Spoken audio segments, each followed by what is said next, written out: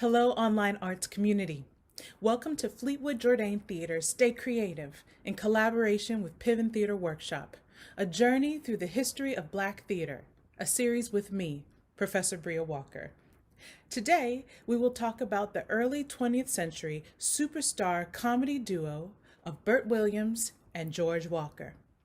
As you may remember from last week's lesson on minstrelsy, minstrel shows were the most popular art form in the U.S. from 1850 to 1870, and it influenced many entertainment styles that came after it, vaudeville being one of them.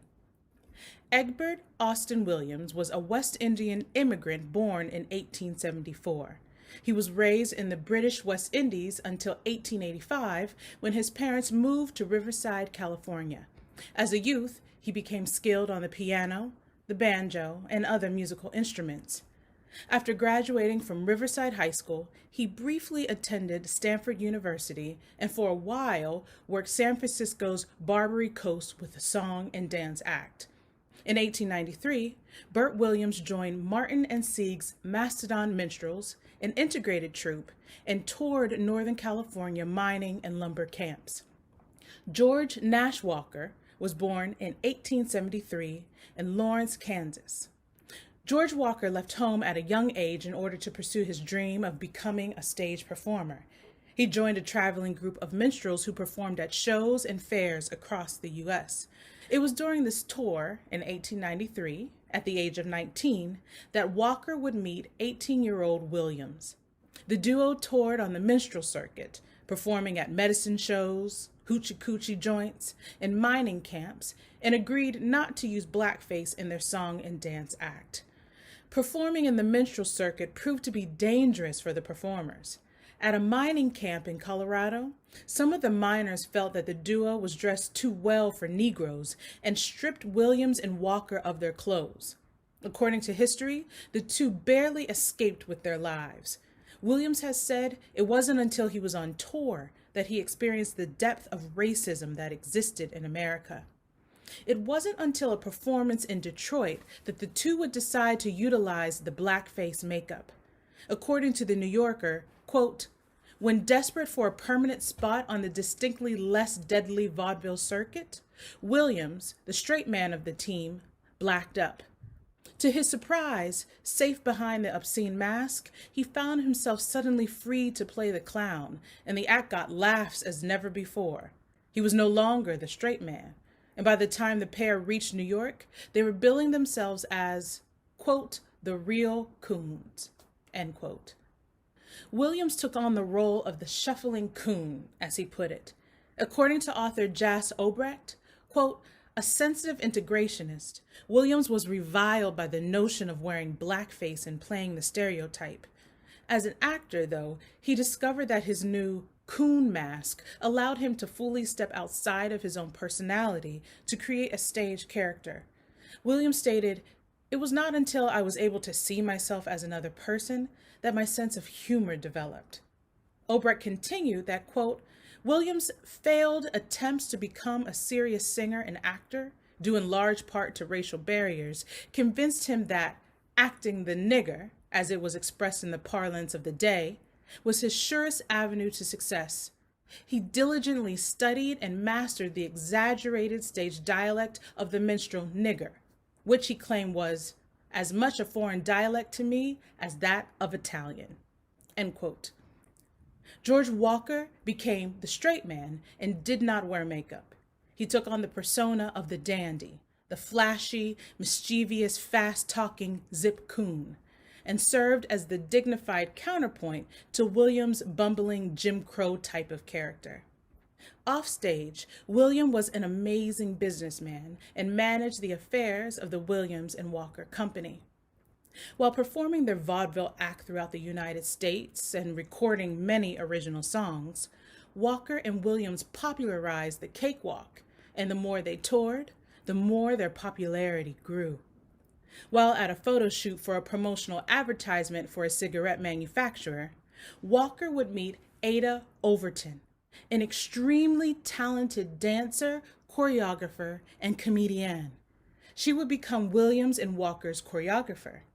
Walker and Overton were very adept at performing the popular cakewalk dance. Their agility with the dance style made the act even more popular, and within a year, the two would marry. In 1898, Williams and Walker were hired to appear in the Will Marion Cook, Paul Laurence Dunbar collaboration called Clorinda, or The Origin of the Cakewalk. Towards the end of 1902, Williams and Walker were in the planning stages of In Dahomey.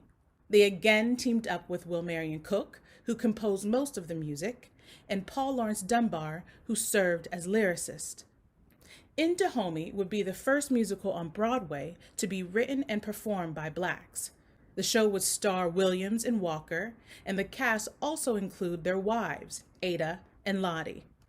The song, I'm a Jonah Man, from the show became wildly popular. The show became so popular that Williams and Walker took the entire cast to London to perform for the Prince of Wales. It was from there that the cakewalk would sweep Europe. The cast performed all over England and Scotland.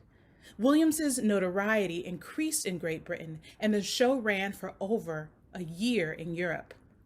Williams and Walker returned to the U.S. and toured in Dahomey across the U.S. for 40 weeks. Looking to top the success of In Dahomey, Walker began planning their next musical called Abyssinia. Abyssinia opened in 1906 in New York at the Majestic Theater. It was this production that would introduce the original song Nobody, which Bert Williams is most known for to this day. It would become his signature song. She never done nothing to nobody. She never got nothing from nobody no time. And until I get something from somebody sometime, I'll never do nothing for nobody. According to entertainer Ben Vereen in the PBS documentary Broadway, the American Musical, quote, Bert Williams used blackface as a social statement, and behind that mask, he could say anything he wanted to. If you listen to his lyrics, to the character he portrayed, though he made people laugh, he made them think. And during that time of the early 1900s, that was unheard of, end quote. According to writer Mel Watkins in the same documentary, quote, Williams did something to that character. He almost turned it inside out. He became the fool who speaks with the voice of a wise man, end quote. Williams and Walker's final collaboration, Bandana Land, opened on Broadway on February 3, 1908. Williams debuted an early rendition of what would become one of his most beloved routines, a pantomime poker game with Williams portraying all of the characters. George Walker's big solo number was Bonbon Buddy. It was during this show that Walker's performances would begin to falter. Walker had terminal syphilis, and his symptoms were beginning to affect his work. After a while, Walker could not continue in the show, so Ada took over her husband's role. At the age of 38, in January of 1911, Walker passed away. After Walker's death, Bert Williams began to strike out on his own. In 1910, Florence Ziegfeld hired Williams to be one of the stars of the Ziegfeld Follies. Many of the performers threatened to quit. They didn't want to share the stage with a black man. Ziegfeld called their bluff. He told the cast that they could all be replaced, but Williams couldn't. The cast backed down, and the show went on. Williams would be the first black man on Broadway to perform with an all-white cast. Williams stayed with the Follies for the next decade. During that time, he also appeared in films such as A Natural Born Gambler, where you can witness his iconic pantomime poker game, and Fish. He would also go on to record many original songs that would further catapult him into stardom. Towards the end of his run at the Follies, Williams became ill with pneumonia but did not want to miss performances. In February of 1922, Williams collapsed during a performance in Detroit, Michigan, which the audience initially thought was a comic bit.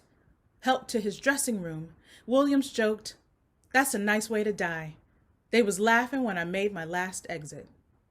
Williams returned to New York, and a month later, passed away at his home in Manhattan. He was 47. Williams was an immensely talented performer, a man whose skill set far outweighed the limitations of his time. He paved a way for all Black performers to come. What a debt we all owe to this man who did what many could not, be a beacon of artistic light in a dark racist world. And for that, we salute you. Thank you, Mr. Williams. And viewers, don't forget our call to action.